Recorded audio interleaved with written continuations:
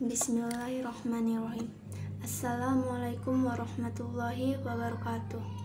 Alhamdulillahirabbil alamin wassalatu wassalamu ala asyrofil anbiya'i wal mursalin Sayyidina wa maulana Muhammadin wa ala alihi washabbihi ajmain, amma ba'du.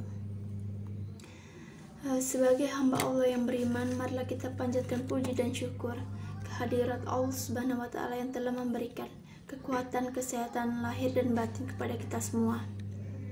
Salawat dan salam tidak lupa pula kita kirimkan kepada junjungan kita Nabi Allah Muhammad SAW yang telah mengantarkan umat manusia dari peradaban hidup yang jahiliyah menuju pada peradaban hidup yang modern, yang penuh dengan kemajuan ilmu pengetahuan dan teknologi seperti yang kita rasakan sekarang ini. Semoga kita semua termasuk hambanya yang taat, yang berhak mendapatkan syafaatnya di akhirat kelak. Sebelum itu, yang saya hormati Bapak Dina Islami selaku dosen pengampu mata kuliah agama Islam dan teman-teman sekalian.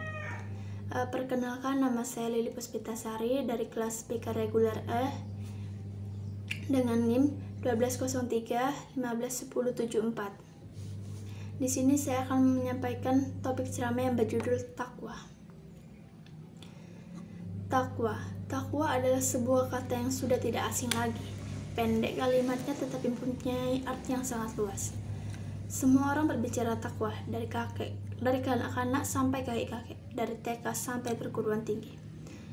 Seluruhnya berbicara mengenai takwa. Bahkan di setiap acara pelantikan di instansi, di situ kita mendengar takwa dan takwa. Karena seringnya diucapkan sampai mengalami pergeseran arti, padahal para ulama mendefinisikan takwa sebagai melaksanakan perintahnya dan menjauhi larangannya. Teman-teman sekalian, kita sebagai muslim, marilah kita bertakwa kepada Allah agar kita mendapatkan rahmat dan maghfirah dari Allah. Derajat takwa ini hanya bisa dimiliki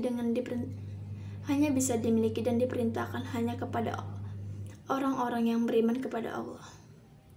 Sebagaimana di Quran Surat Al-Imran ayat 102 yang artinya, hai orang-orang yang beriman, bertakwalah kamu sekalian kepada Allah dengan sebenar-benarnya takwa, dan janganlah kalian semua mati kecuali dalam keadaan Islam.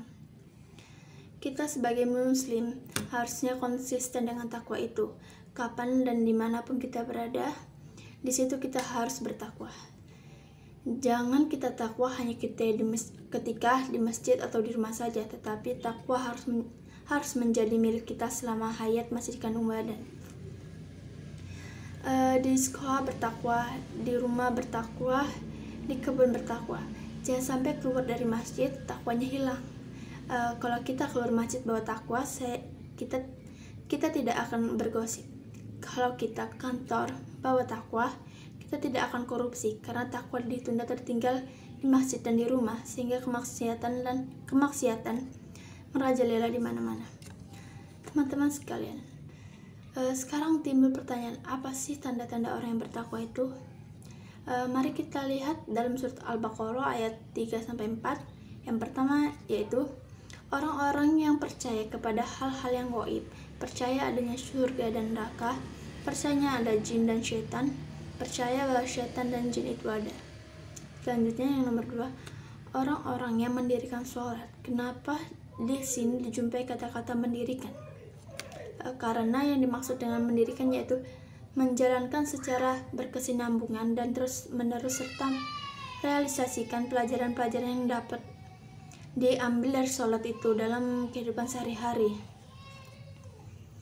Contoh, dalam sholat kita mengucapkan hanya Allah yang maha besar, selain Allah semuanya kecil, sehingga kita kembali bergaul di masyarakat, sombong kita hilang.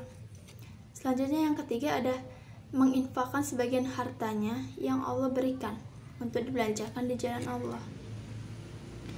Yang keempat yaitu orang-orang yang percaya terhadap apa yang diturunkan kepada Nabi Muhammad dan percaya terhadap apa-apa yang diturunkan sebelum Nabi Muhammad, yaitu kitab-kitab yang diturunkan kepada nabi-nabi sebelum beliau. Contohnya seperti ini. Kita percaya bahwa Soekarno adalah Presiden pertama Republik Indonesia. Percaya sekedar percaya, tetapi tidak wajib mengikutinya, karena masanya sudah lewat. Sekarang masa reformasi, jadi yang diikuti sekarang adalah masa reformasi. Jadi yang wajib diikuti adalah era reformasi ini. Dan sekarang bukan masa Taurat dan Injil, maka Taurat dan Injil tidak wajib kita ikuti. Tetapi yang wajib kita ikuti adalah Al-Quran, karena akan terus berlaku sampai akhir zaman. Selanjutnya yang kelima ada orang-orang yang percaya dan yakin akan adanya akhirat. Di sini kita juga percaya akan adanya akhirat, percaya bukan sekedar percaya. Di sini yang buta akan semakin buta, tetapi yang percaya, yang membiasakan dalam kehidupannya sehari-harinya. Orang-orang yang percaya akhirat itu jalannya tidak angkuh. Orang yang percaya akhirat itu bicaranya nggak asal ngomong, tetapi mereka yang percaya akhirat itu hidupnya atau gayanya betul-betul dipertimbangkan. Teman-temanku sekalian, demikian ceramah yang dapat saya sampaikan pada kesempatan ini. Semoga dapat bermanfaat bagi kita semua dan bisa kita aplikasikan dalam kehidupan sehari-hari. Lebih dan kurangnya mohon maaf, karena yang benar datangnya dari Allah Subhanahu wa Ta'ala yang Maha Besar, dan yang salah, hilaf atau keliru itu datangnya dari saya pribadi sebagai manusia biasa yang tidak pernah luput dari salah, hilaf dan dosa. Akhirul kalam, subhanaka Allahumma wa bihamdika asyhadu an la ilaha illa anta astaghfiruka wa atubu ilaik. Wallahul muwaffiq ila aqwamit thoriq. Wassalamualaikum warahmatullahi wabarakatuh.